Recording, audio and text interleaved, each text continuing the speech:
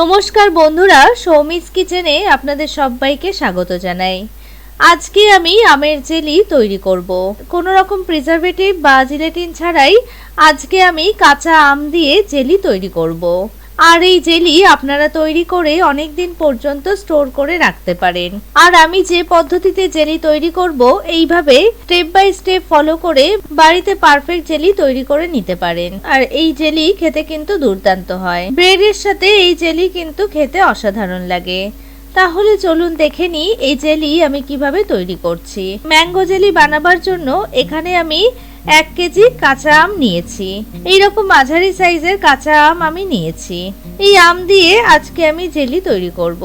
প্রথমে আমি আমের খোসাগুলো ভালোভাবে ছাড়িয়ে নেব। প্রথমে একটা আম নিয়ে আমের বোটার দিকের অংশটা কেটে একটা পিলার দিয়ে খোসাটা ছাড়িয়ে নেব।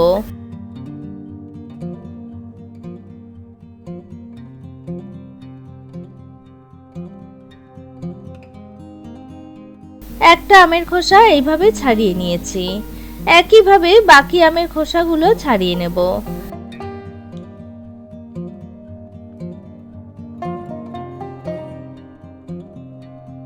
আরো একটা আমের খোসা ছাড়িয়ে নিলাম।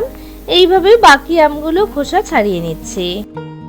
সমস্ত আমগুলো খোসা ছাড়িয়ে ভালোভাবে ধুয়ে নিয়েছি। এবার আমি আমগুলো গ্রেট করে নেব। এখানে একটা ছোট গ্রেটার নিয়েছি।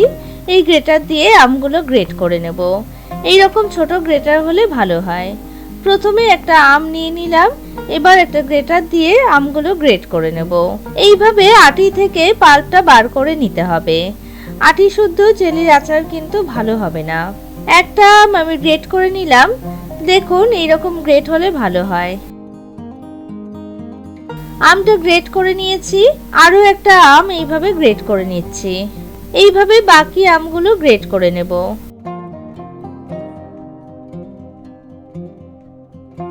আমগুলো সব গ্রেট করে নিয়েছি। এবার চলে যাব পরের স্টেপে। এখানে একটা কড়াই নিয়েছি। এর মধ্যে প্রথমে 1 বাটি মতো জল দিয়ে দিলাম।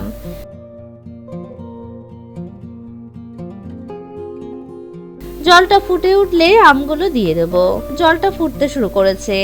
এবার আমি আমের পাল্প থেকে রসটা চিপে পাল্পটা জলের মধ্যে দিয়ে দিলাম। যেহেতু কাঁচা আম একটু টক হয়, তাই রসটা চিপে আমি পাল্পটা এর মধ্যে দিয়ে দিলাম। রসটা পরে ফুটিয়ে ঠান্ডা করে ফ্রিজে রেখে দিলে পরে আমের শরবত তৈরি করে নেওয়া যায়।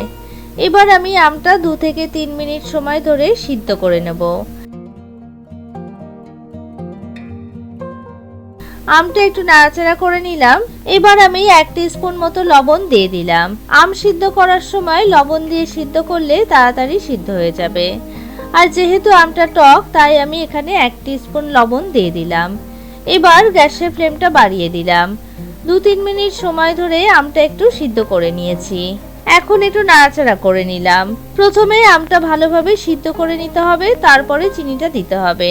চিনিটা আগে দিলে আমের পাল্পের মধ্যে রসটা ঢুকে যাবে আর আমের পাল্পটা শক্ত হয়ে যাবে। আমটা কিছুক্ষণ সময় ধরে নাড়াচাড়া করে সিদ্ধ করে নিয়েছি। এবার আমি এর মধ্যে চায়ের কাপের মাপে প্রথমে আমি 1 কাপ চিনি দিয়ে দিলাম। এরপর আরো 1 কাপ মানে মোট 2 কাপ পরিমাণ চিনি এখানে দিয়ে দিলাম। যেহেতু জেলি বানাবো, তাই মিষ্টির পরিমাণটা একটু বেশি দিতে হবে। একটু স্টিকি হতে হবে, তাই মিষ্টিটা একটু বেশি ব্যবহার করতে হবে। এখানে 2 কাপ চিনি দিয়ে দিলাম। পরে লাগলে আরো কিছুটা দিয়ে দেবো। এবার গ্যাসের ফ্লেমটা বাড়িয়ে দিলাম। এবার অনবরত নাড়তে হবে যতক্ষণ না চিনিটা মেল্ট হচ্ছে। এইভাবে নাড়তে নাড়তে যখন স্টিকি হয়ে আসবে, তখন জেলিটা তৈরি হয়ে যাবে। এখন নাড়াচাড়া করে চিনিটা মেল্ট করে নিলাম। চিনির পরিমাণটা একটু কম আছে। যেহেতু আমটা একটু টক আর জেলিটা একটু স্টিকি হবে, তাই আমি আরো 1/2 কাপ চিনি দিয়ে দিলাম। এবার গ্যাসের ফ্লেমটা মিডিয়ামে করে দিলাম। এবার অনবরত নাড়তে হবে। দেখুন নাড়তে নাড়তে অনেকটা স্টিকি হয়ে গেছে। এবার সাইডে একটু ফেনার মতো হয়েছে। আর আগে থেকে জেলিটা অনেকটা স্টিকি হয়েছে। এই সময় গ্যাসের ফ্লেমটা মিডিয়াম টু হাই এবং হাই টু মিডিয়ামে রেখে নাড়তে হবে।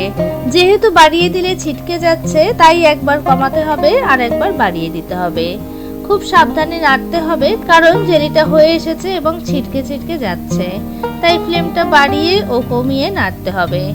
আমের জেলিটা অনেকটা হয়ে এসেছে এবং নাড়তে নাড়তে অনেকটা ঘন হয়ে এসেছে। এখন আমি একটা প্লেটে রেখে দেখব, যদি চটচটে হয় তাহলে বুঝতে হবে জেলিটা হয়ে গেছে। জেলিটা একটু চটচটে ভাব কম আছে, তাই জেলিটা কড়াইয়ের মধ্যে দিয়ে দিলাম। আরো কিছুক্ষণ নাড়তে হবে। এইভাবে নাড়তে নাড়তে দেখুন জেলিটা প্রায় হয়ে এসেছে এবং আগের থেকে অনেকটা ঘন হয়ে গেছে। এখন আরো একবার একটুখানি জেলি প্লেটে উঠিয়ে দেখে নিচ্ছি হয়েছে কিনা। এখন জেলিটা আগের থেকে আরেকটু স্টিকি হয়েছে আর গড়িয়ে যাচ্ছে না। জেলিটা তৈরি হয়ে গেছে। এখন আরো একটু নাড়িয়ে নিচ্ছি। এবার আমি এর মধ্যে কালারের জন্য একটু গ্রিন ফুড কালার 5-6 ফোঁটা দিয়ে দিলাম। এটা অপশনাল, আপনাদের কাছে না থাকলে স্কিপ করতে পারেন, তবে ফুড কালার দিলে দেখতে ভালো লাগবে। কালারটা দেওয়ার পর ভালোভাবে মিশিয়ে নিলাম। আমের জেলি একদম তৈরি হয়ে গেল। এখন আমি গ্যাসের ফ্লেমটা অফ করে দিলাম। এবার একটু ঠান্ডা হলে কাচের জারে ঢেলে রাখবো। জেলিটা একটু ঠান্ডা হয়ে গেছে। এখন আমি এখানে একটা কাচের জার নিয়েছি, এর মধ্যে আমি জেলিটা ঢেলে দিচ্ছি। এইভাবে আপনারাও বাড়িতে জেলি বানিয়ে প্রিজার্ভ করে রাখতে পারেন। রেসিপিটা কেমন লাগলো আমাকে কমেন্টস করে জানাতে ভুলবেন না। রেসিপিটা ভালো লাগলে একটা লাইক করবেন আর বন্ধুদের সাথে শেয়ার করে নেবেন। আর আমার চ্যানেলে নতুন বন্ধু হয়ে থাকলে চ্যানেলটিকে প্লিজ সাবস্ক্রাইব করে নেবেন আর পাশে থাকা বেল আইকনটা অবশ্যই প্রেস করে নেবেন, যাতে আমি চ্যানেলে নতুন ভিডিও আপলোড করার সাথে সাথে নোটিফিকেশন সবার আগে আপনাদের কাছে পৌঁছে যায়। এখন জেলিটা একটা জারে ঢেলে দিলাম। এবার আমি একটা ব্রেডে লাগিয়ে দেখিয়ে দিচ্ছি, দেখুন জেলিটা কতটা পারফেক্ট হয়েছে। এখানে একটা ব্রেড নিয়েছি। এবার আমি কিছুটা জেলি নিয়ে ব্রেডে ভালোভাবে লাগিয়ে দিলাম।